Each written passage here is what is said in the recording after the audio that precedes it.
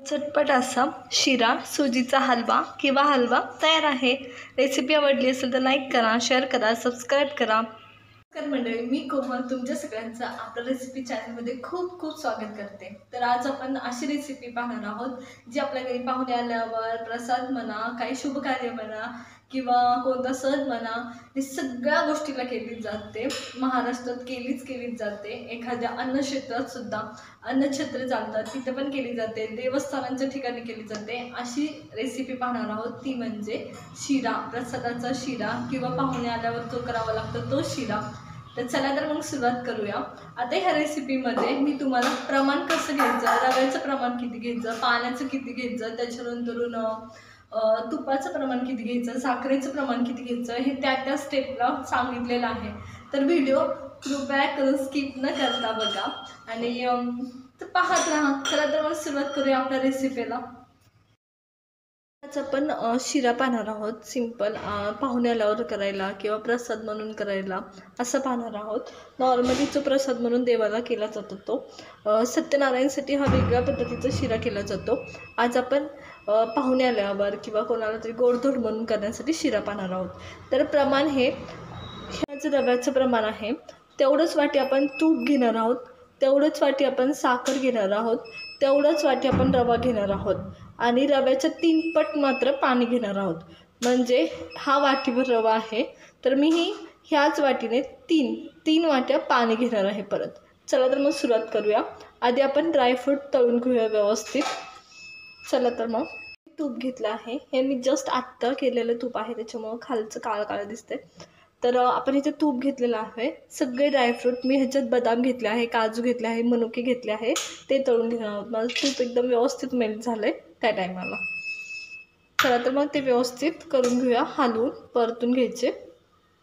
तर इथे माझे काजू बदाम सगळं व्यवस्थित परतून होत आहे। मनुके फार लवकर फुटायला सुरुवात होतात, अंगावर येतात, त्याच्यामुळे थोडीशी काळजी घ्यायची।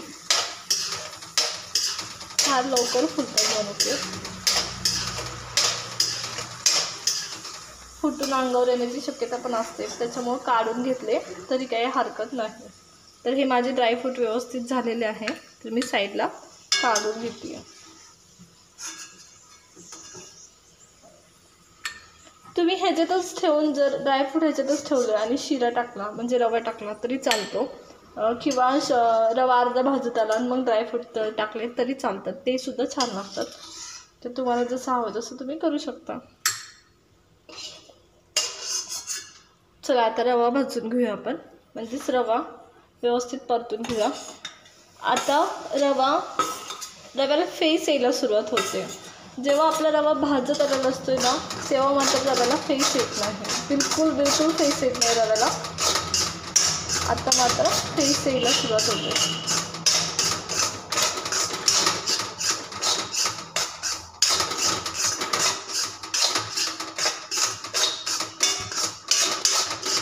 तर एकदम व्यवस्थित भाजून घ्यायचा रवा।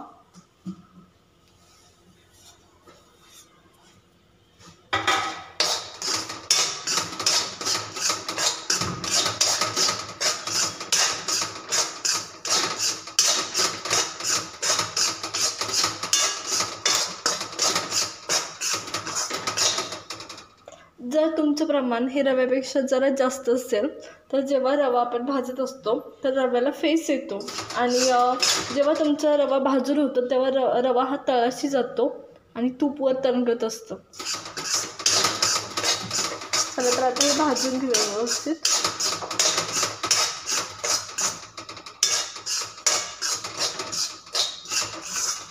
बारीक गॅस करायचा, व्यवस्थित भाजून घ्यायचा नाही। तर रवा कमीत कमी 10 मिनिटे व्यवस्थित भाजून घेतला आहे आणि आता माझा रवा एकदम व्यवस्थित भाजला गेला आहे। जेव्हा रवा भाजला जातो ना, आता ह्याच्यात आपलं तुपाचं प्रमाण हे बरोबरीच आहे। तर असे दाणे ना आपले दिसतात रव्याचे, जसं रव्याच्या लाडवामध्ये वगैरे दिसतात ना तसे दाणे दिसून येतात, तेव्हा ओळखायचं आपला रवा भाजून झालेला आहे। तर हे माझं व्यवस्थित भाजून झालं आहे। जर तुम्हाला हलव्याला म्हणजे शिऱ्याला आणखी जर चव वाढवायची असेल ना तर 1 चमचा जर बेसन टाकलं रवा भाजताना तरीसुद्धा अप्रतिम चव येते आणि त्याचा वास पण खूप छान येतो। जर तुम्हाला खूप असा खूपच असा हलवाई टाईप वगैरे पाहिजे असेल तर 1 चमचा बेसन टाकायचं. तर इथं माझा रवा व्यवस्थित भाजलेला आहे. त्या टायमाला मी गरम पाणी ॲड करते. थंड पाणी जर ॲड केलं तर रव्याचे दाणे असे दिसत नाहीत. रव्याचे दाणे दिसत नाही. त्याच्यामुळं आपण काय करणार आहोत, जेवढा रवा घेतला त्याच्या 3 पट पाणी, म्हणजे मी 1 वाटी रवा घेतला आहे तर 3 पट म्हणजे 3 वाट्या पाणी आपण वापरतो आहे. चला तर मग पाणी हळूहळू अंगावर येतं. खूप काळजी घ्यायची.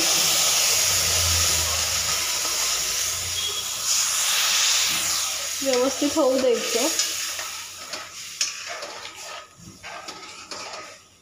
तुम्ही पाहत असाल एकदम व्यवस्थित व्हायला सुरुवात झाली आहे. आता रवा आपला एकदम व्यवस्थित भाजला होता. गॅस बारीक करायचं एकदम आणि झाकण ठेवलं तरी चालेल किंवा नाही ठेवलं तरी चालेल. आपण अजून साखर ॲड करणार आहोत. तर हे बघा माझा रवा एकदम व्यवस्थित फुलतोय सगळ्या साईडने. अप्रतिम.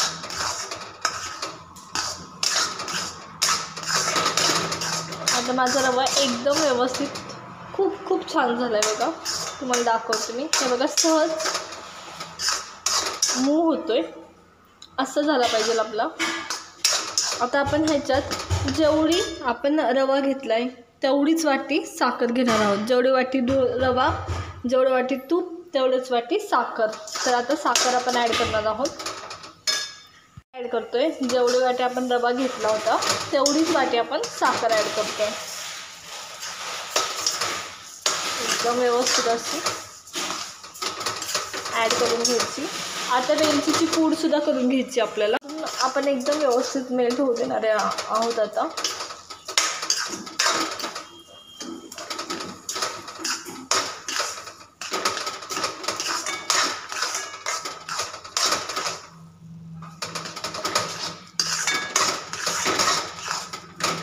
एकदम रसरशीत असा शिरा झाला आपला. साखर मिक्स झाली आहे. त्या टायमाला आपण वेलची पूड ॲड करतोय. इथं मी 4 वेलची पूड घेतल्या होत्या आणि त्या व्यवस्थित असं टरफलेसीट ठेचून घेतल्या आहेत खलबत्त्यामध्ये. तुम्हाला हवं असेल, तुम्हाला आवडत नसेल, नुसती वेलची पूड टाकली तरी काही हरकत नाही. आणि हे व्यवस्थित हलवून घ्यायचं. आता आपल्याला शिऱ्यासाठी एवढंच साहित्य इनफ आहे. ड्रायफ्रूट तुमच्याकडे नसले तरी चालतील. हा शिरा खूप अप्रतिम लागतो, खूप छान लागतो. तर हा एकदम व्यवस्थित शिरा झालेला आहे आपला. आता आपण ड्रायफ्रूट्स आपले ॲड करणार आहोत आणि हा आपला शिरा तयार. तर कशी वाटली रेसिपी हे मला कमेंट करून नक्की सांगा. आवडली असेल तर ट्राय करा आणि लाईक करा, शेअर करा आणि सबस्क्राईब करा आपल्या चॅनलला. मी व्यवस्थित ड्रायफ्रूट मिक्स करून घेतले आहे. नक्की सांगा कशी वाटली तुम्हाला रेसिपी आपली. काढून घेऊया तर. चला आपला शिरा. आपली रेसिपी कशी वाटली हे मला कमेंट करून नक्की सांगा. रेसिपी आवडली असेल तर लाईक करा, शेअर करा आणि सबस्क्राईब करा. चला तर भेटूया मग नवीन रेसिपीसोबत आपल्या